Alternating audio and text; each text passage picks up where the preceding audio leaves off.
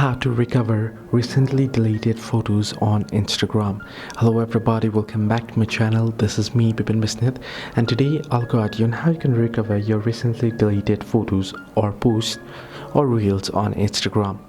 Well, if you recently deleted your post or a picture from your account and it hasn't crossed 30 days yet, then what you can do is simply open up Instagram.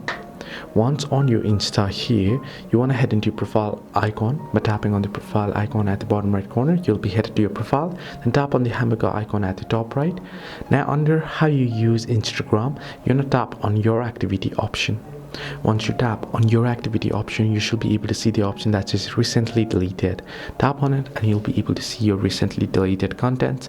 You can tap on it and then you can tap on three dots and then you can tap on restore and you'll be able to restore it. This is how you can easily recover your recently deleted photos on Instagram. Hope this helped you to like and subscribe, and do not forget to leave a comment down below if you have any further issues.